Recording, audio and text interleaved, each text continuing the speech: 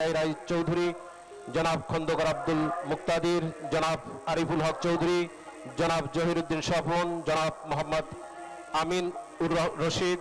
miss Afroza Khanam Rita, জনাব Mohammad Shahiduddin Chowdhury any, জনাব আসাদুল হাবিব দুলু, জনাব মোহাম্মদ আসাদুজ্জামান, জনাব জাকারিয়া তাহের, জনাব দীপেন দেওয়ান, ডক্টর আনমা এহসানুল হক মিলন, জনাব সর্দার মোহাম্মদ সাখাওয়াত হোসেন, জনাব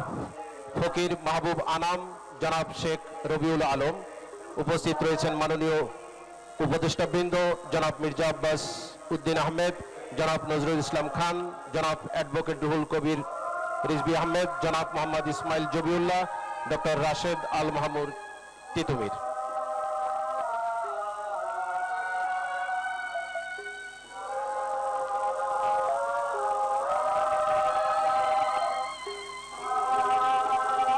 মাননীয় প্রতিমন্ত্রীদের মধ্যে উপস্থিত রয়েছেন এম রাশিদুজ্জামান মিল্লাত, অনিন্দ ইসলাম অমিত, মোহাম্মদ শরীফুল আলম, মিস শামা ওবায়দ ইসলাম, জনাব সুলতান সালাউদ্দিন টুকু, ব্যারিস্টার কায়সার কামাল, জনাব ফরহাদ হোসেন আজাদ, জনাব মোহাম্মদ আমিনুল হক, ব্যারিস্টার মীর মোহাম্মদ হেলাল উদ্দিন,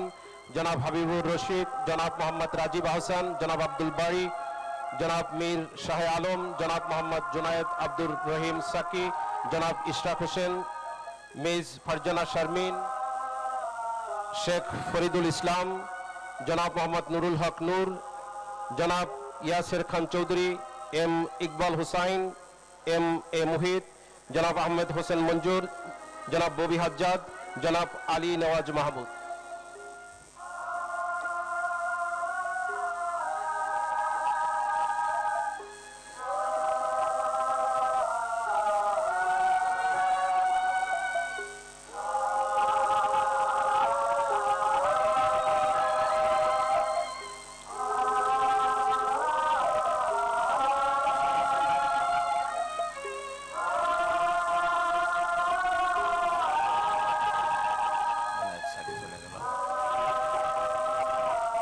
প্রজাতন্ত্রী বাংলাদেশ সরকারের মাননীয় প্রধানমন্ত্রী জনাব তারেক রহমানের নেতৃত্বে মন্ত্রী পরিষদের সদস্যবৃন্দ এই মুহূর্তে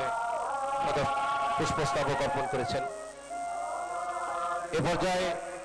বাংলাদেশ জাতীয়তাবাদী দল বিএনপির পক্ষে